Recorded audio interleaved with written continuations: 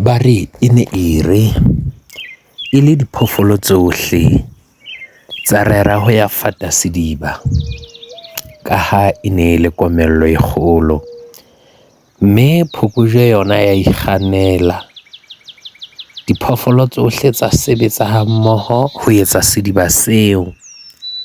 Ha di se di se qetile, tsa buisana ha mmoho hore ha e le phokojwe yona e keke ya nwa ka ha e sa etsa mosebetsi. Ya ba phokojwe e arohana le tsona, e ipuella thabeng kwana, e re ha ena nako ya ho tla fata didiba. Ya ba di buisana ka hore tshwene e lebele sediba, e se re mohlomong phokojwe ya nwa. Diphoofolo kaofela tsa dumellana, mme tshwene ya sala e lebetse, tsa nto boela makgulong kwana. Ya re motshehare o moholo, phokojwe ya tla e jere mokotla o tshetseng makge a dinotshi. Ya fihla e ntse a shemola, ya shemola, ya lomela hodimo, ya hweletsa tshwene, ya re hela tshwene, hela, nna ha ke nyorwe, ke ja dintho ke tsena tse monate. Tshwene ya re ho yona, a ko nkutlwise hle monna. Ya ba phokojwe e iphumela makge a manyanyane. Tshwene ya utlwa ho ba monate, a ka ko mphe a mangata. Phokojwe ya re ho yena, hore tle ko fe a mangata, e re ko fasetse matsoho ana ka mora, ko fase ko ise matsoho ka mora hao, ke tle ke tseba ho tshollela mangata ka hanong. Ya ba tshwene ya dumela, ya mo fasa, isa matsoho ka morao.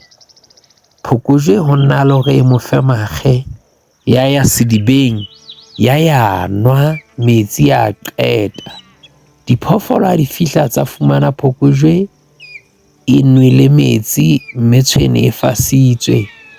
Mme tshwene ya bolella hore phokojwe e nqhekanyeditse, o itse o tla mpha makge a mangata, athe wa nqhekella, a mfasa, nkisa matsoho ka morao, a inwella metsi.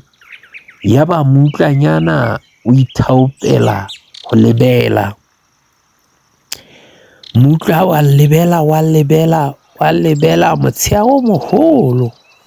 Phokojwe ya tla e ntse nkile ona makge ane, e ntse ya ja, ya hweletsa mmutla, ya re he monna, nna ke nwe metsi, ke ja ntho e monate ke ena.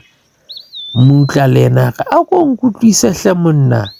Ya fihla ya kumela mmutla ho nyenyane, mmutla wa utlwa hore kgele ho monate ya ka.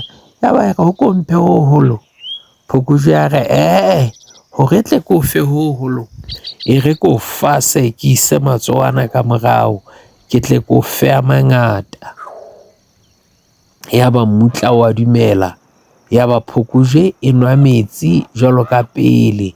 Diphoofolo ha di fihla tsa fumana metsi a nwelwe, tsa kwata ha bohloko, tsa re mmutla, monna re o tshepa ha kalekale, ko wena ya tlohelletseng phokojwe a nwa metsi, ebe re tla etsa jwang? Ya ba ho lebela kgudu.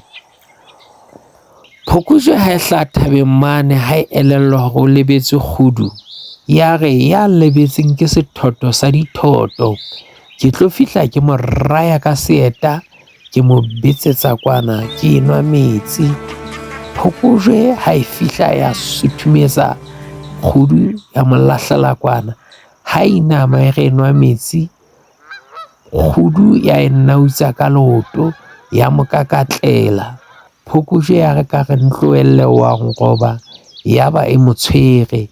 Ya re ka re mo nkgisa mahe a dinotshi, kgudu ya itjhebela ho sele kwana. Ya re ka re ko fa mokotla o na le mahe a dinotshi, ya ba kgudu e kgutseditse, ya mo tshwara ho fihlelletse diphoofolo tsohle di fihla di tlo nwa metsi. Ha se di teng, ya ba di tshwara phokojwe, di ya mo ahlola. Diphoofolo kaofela tsa thabela bolebedi ba kgudu. Ya ba phokojwe e ya bolawa, ya ba ke tshomo ka mathetho.